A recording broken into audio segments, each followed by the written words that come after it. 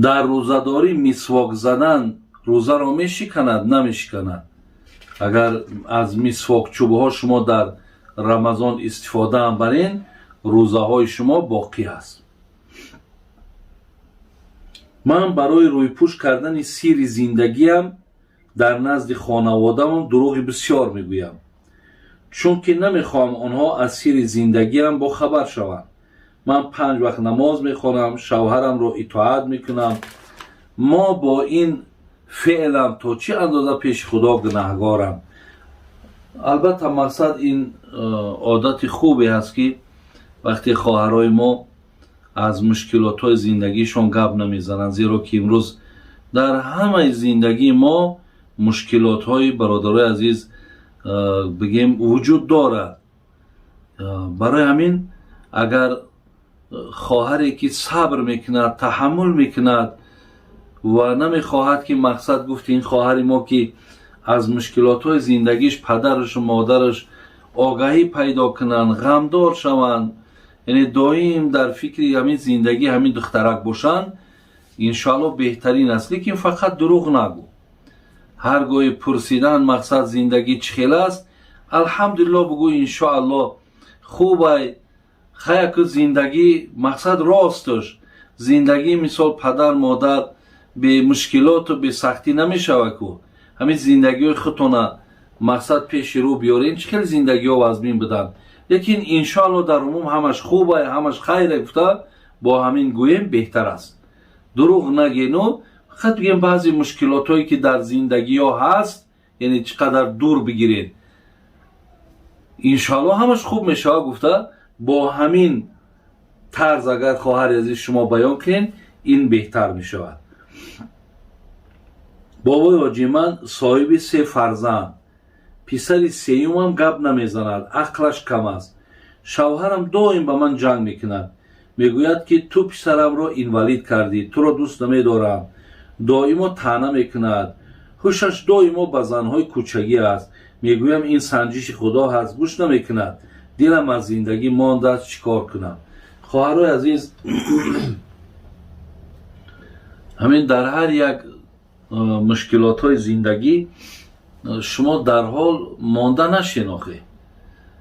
این ببینین الله در قرآن لقد خلقنا الانسان فی کبد میگه، ما انسان در مشقت در رنج آفریدیم. برای همین عزیزای خدا میگن که در این عالم دلی بیغم نباشد، اگر باشد دلی آدم نباشد. خواهر عزیز، یگان دل در امروز نیست که غم نداشته باشد. برای همین شما الله مهربان که همین قد توفیق داده که همون را از الله میبینی و همین را سنجش الهی میبینی، همین برای تو باید کمکت کنه. یعنی آدم وقتی که رضا میشود در قضای الهی، وقتی هر یک مشکلاتی که آمد از جانب الله که دید، همین اعتقادش باید او را یاردم کنه. اگر چنده که شوهرت میگد این عیبی تو بود، این را مقصد تو اینوالید کردی، وای گفتن میگیرد. او را خدای مهربان همین نعمتی که تو را داده که تو همین را از الله میبینی او را نداده. برای همین هیچ وقت با گپ های این خیل آدم ها مانده هم نشه، خسته هم نشه. الله را سپاسگزاری که زندگی تا دوام دادن، بگی پیروزی هم در دستی توی، غالبیت هم در دستی توی و الله هم به طرفی توی. برای همین بگذار وای طعنه میکند، بگذار وای بزن کوچگی دست درازی میکند، انشالله وای جوابش در پیش الله میگه، وای جزاش هم میگیره. لیکن شما انشالله همون صبرتون کنین خواهر عزیز، با الله تکیه کنین، همش خوب و نیک میشد. دل ما زندگی مانده، من خدمت میکشم، من مقصد دیگر قطعی آدم زندگی کردن نمیتونم. انا همیتری و این وسواسه، این بیراه کردن ابلیس شیطان است تا که میخواهد زندگی های شما کنده شود، زندگی های شما ویران شود.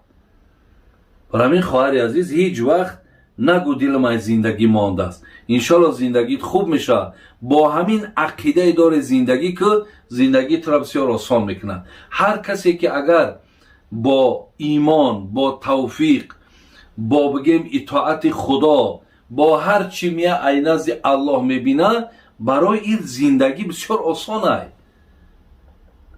انمو زندگی های ما را بسیار دشوار میکند، تاریک میکند، سخت میکند. وقتی چیزی که به سرمون میاد ما از الله نمیبینیم، انا ایده بعد ما دا مشکلات ایجاد میشود. خداوند خواهر عزیز صبرت یاو و علای مهربانی فرزندایی که به این حالت روز قیامت که شفاعت کننده میشوند، خداوند شما را ای شفاعتی برخوردار کنه. آمین یا رب العالمین.